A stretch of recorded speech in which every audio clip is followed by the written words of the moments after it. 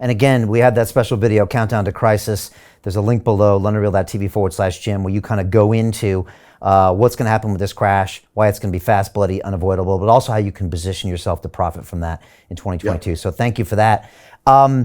Talk to me about inflation, because I was looking at some of the inflation numbers, and you have to go back to the 80s to see anything that's approaching double digit. I remember being just a kid hearing about double digit inflation. I could kind of remember the gas pumps, the lines at the gas. It's like a distant memory of me in the 70s.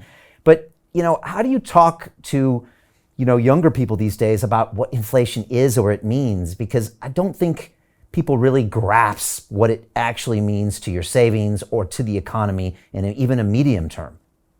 Well, that's exactly right, Brian. And if you, you're a little younger than I am, but I lived through it. I started my career in banking in 1976, and I remember my wife and I used to kid each other. She was in advertising, I was in banking, and the inflation was so bad, you'd get a raise every like 4 or 5 months, and you didn't have to ask. They would just give it to you because they knew that you were going to quit if they didn't keep up.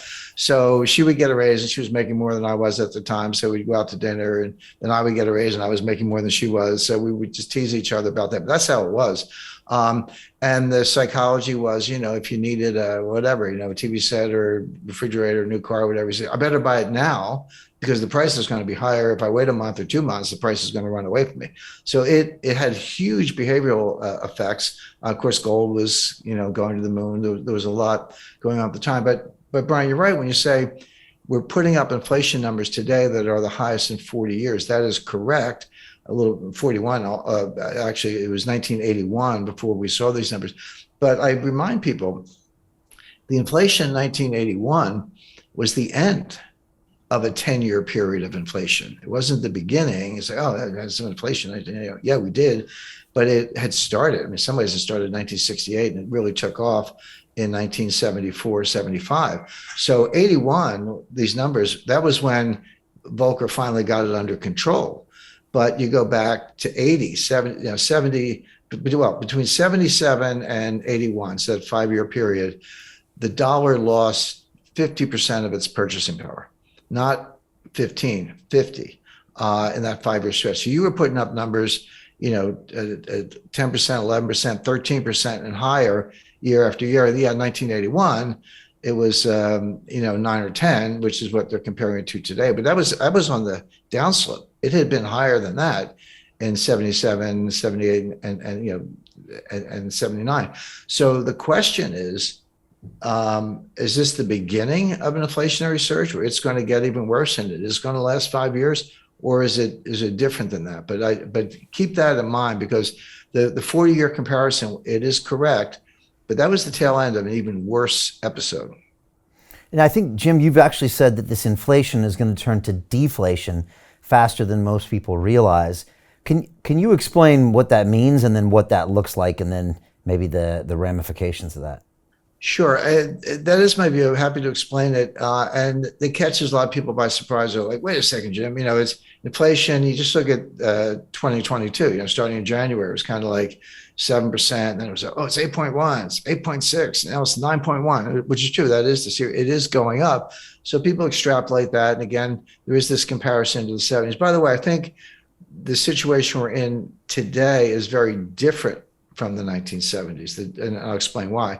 But I'll explain why right now. Because in the 70s, it was triggered from the supply side with first the Arab oil embargo in 1973 as a result of the 1973 Arab-Israeli war, and then the price tripled, but it went from like $2 to $6. Okay. But percentage terms, that's a huge jump, but it was still $6. And then it got to 12. And then in 1979, you had a second oil embargo because of Iran and the Ayatollah and the revolution and the hostages and all that.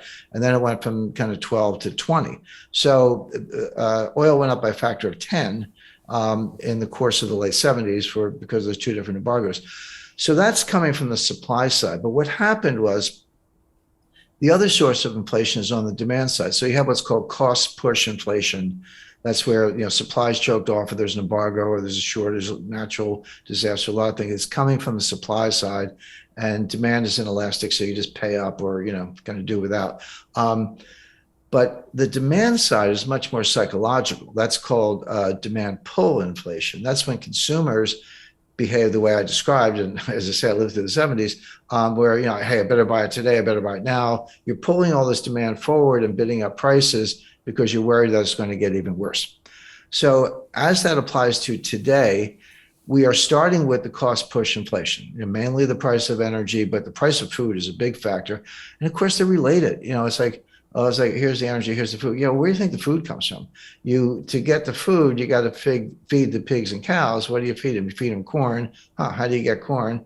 Well, you grow it on a farm. You need nitrogen fertilizer. You need diesel in your tractors.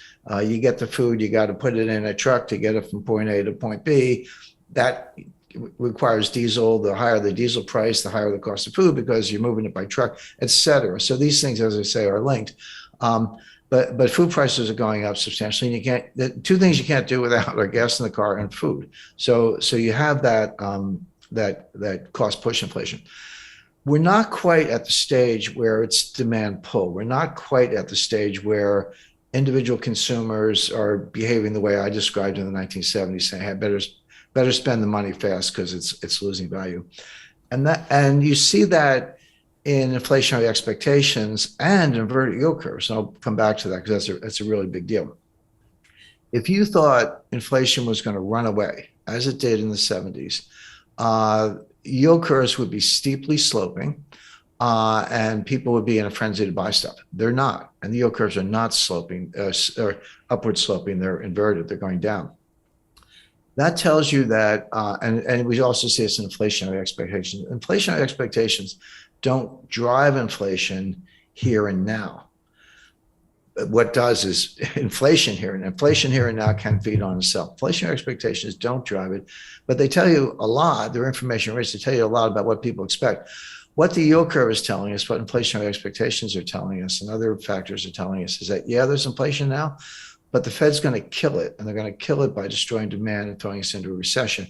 And here's where it gets interesting, because you could flip from this kind of inflation to disinflation or even deflation very quickly. And people are definitely not prepared for that. Well, I'm sorry, I shouldn't say that. Kind of everyday consumers are prepared for it. I'm not sure Wall Street and mainstream economists and policymakers are prepared for it.